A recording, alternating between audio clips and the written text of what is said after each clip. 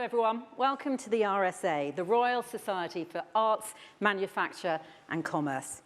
Welcome to everybody who's watching us online today and to all of you here at RSA House. This is where world-leading ideas are turned into world-changing actions. We're all here today for the Fellows Festival. It's an annual celebration of everything that is great about the RSA. It's about connections.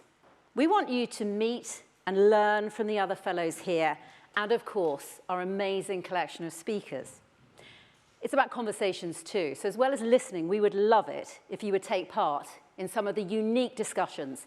Those discussions are about people, place, and planet. And collaborations too, as well as the talks that are taking place here in the Great Room. There are workshops and activities today in every corner of the house. Now, I'm going to give you a running order for the day in just a moment, but first, please welcome the RSA CEO, Andy Haldane.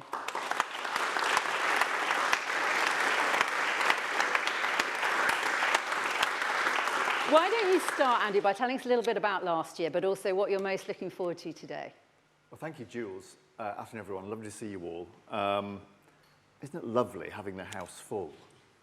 And we can promise you a fantastic day. This is our second Fellows Festival, I think, as many of you probably know. Last year's was absolutely magnificent. And we all know the second act's often tricky, right? So think that difficult second album, you know. Think Rick Astley, how long it took him. Exactly who? There hasn't been a second album. That difficult second date. Wasn't just me, I don't think, but you know. And of course, the verboten subject, that difficult second referendum we won't be talking about. A few groans in the audience. Well, listen, this will not be a difficult second act, I can promise you.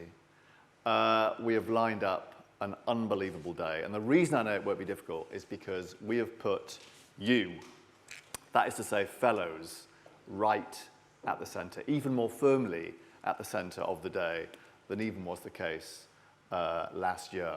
We have, as Jules mentioned, well, first of all, a fantastic co-host, by the way. So Jules, welcome Jules to the RSA, everyone. Thank you. Nice to have one proper professional on the stage. It ain't me.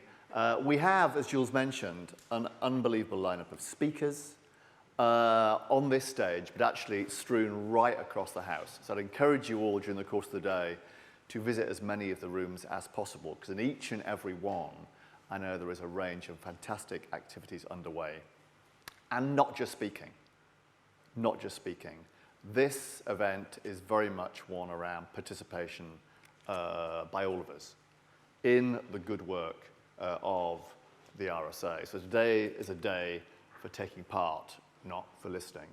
And that really is the essence of what the RSA is all about. And on that, we're going to hear early on, first up, I think, Jules, one of the brightest stars in our fellowship, and you're going to introduce her, I think. Yeah, I'll get on to Mya-Rose in a moment. You're going to be really excited to hear from her. She joins us live from her college room at Cambridge. But first, just a quick few words about the rest of the day. It's a packed programme. We've got world-leading experts, actually really honestly from around the globe. We finished this afternoon in San Francisco. They're going to be talking about education, about economics, and about the environment. There's a bookstall here today with many of the books from today's speakers. I've just got a couple there that I've been reading. I have to keep stealing back Not Too Late by Rebecca Solnit from my 16-year-old daughter. But I think it's written for that generation in particular. They're wonderful. They're here today if you want to buy copies of any of the books from our speakers. Besides the action here in the Great Room, the Durham Street Auditorium is going to be alive with debate too. Elsewhere in the house, there are fellows workshops covering the RSA's Design for Life mission, and a chance to see some of the artworks as well that you will know are featured in the RSA's journal. If you need any help today, you will see our volunteers wearing the beautiful brightly coloured teal t-shirts. Just ask somebody if you need any directions and they'll tell you where to head. Housekeeping lunch is available at 1:25 in the vaults. It's cooked by the amazing in-house team here. All of the ingredients are ethically sourced and produced. Don't forget, Culture Secretary Lucy Fraser will be joining Andy in this room at 4 o'clock this afternoon. And as I mentioned, Rebecca Solnit joins us live from her home in San Francisco to round the day off at 5:30. And then there are drinks in the vaults at 6 o'clock tonight. We want you to connect, to collaborate, I've mentioned, to chat with each other throughout the day. You can also do that on social media. You can use any social media platform.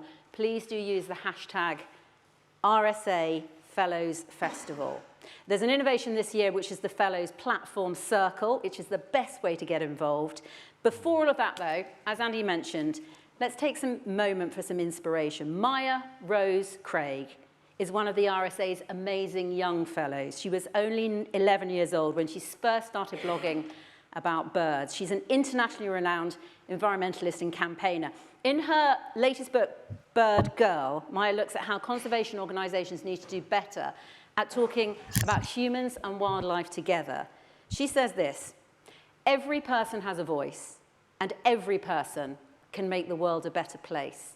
We think there's no one better to inspire us and provoke us at the start of the Fellows Festival today. So live from Cambridge, via video link, please welcome Mya-Rose Craig.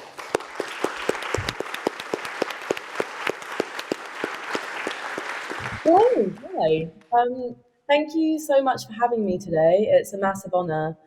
And you're asking me what could go right. And I love that you're asking me that, because I feel like so often in the sphere of environmental campaigning, we're talking about what is going wrong. And so instead, to sort of understand what could go right, what we're already doing that is right, I think is incredibly important. And so for context, like you mentioned, I'm 21, I've been doing environmental campaigning for nearly 10 years now, which is a very long time. It's nearly half my lifetime. And I think for me, people very often ask me what keeps me going, and it is hope. I know so many other young environmental activists and campaigners, and there's a whole spectrum of emotions that people use as motivation. They talk about anger or hopelessness or desperation. But I think for me, having hope and seeing the potential for there to be a better world is incredibly important. And I think actually in a world where things can feel very dire sometimes, I think especially with the internet, it feels slightly like everything's going wrong simultaneously. I think having hope is incredibly radical, and so I really stick with that.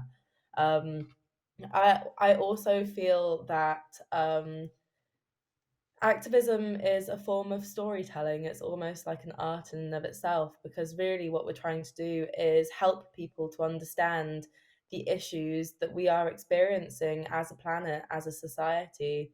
Like I was born in 2002, and so for me, one of the most frustrating things about environmentalism has always been it's an issue that could have been solved before I was even born.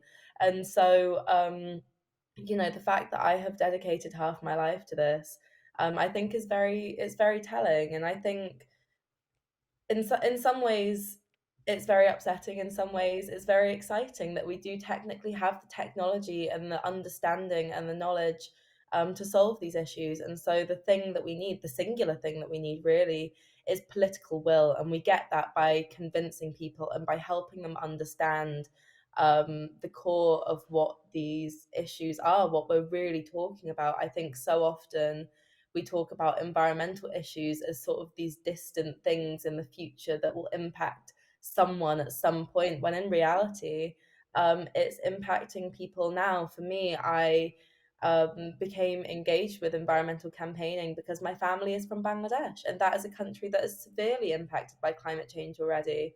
But even in the UK, these terrible heat waves that we've been experiencing the past few years that are devastating the countryside, where I live in the southwest near Bristol, the terrible flooding that we're experiencing basically every year. Climate change is here. And so I think actually exploring ways in which the arts and communications can link in with environmentalism is so important. And I think that is one thing that the younger generations have been fantastic at. So I think I guess to answer the question, what are we doing right?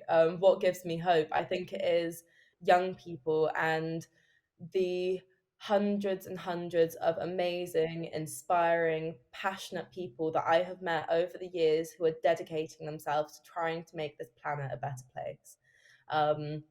And I think when you meet so many people who care so deeply and are trying so hard, you can't help but think to yourself, how could we not succeed?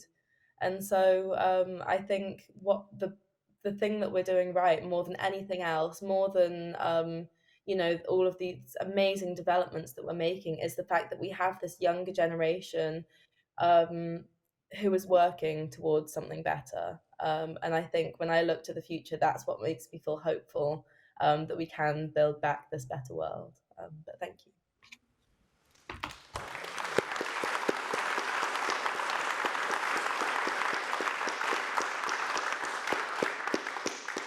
Mya-Rose Craig, what a brilliant way to kick off the day.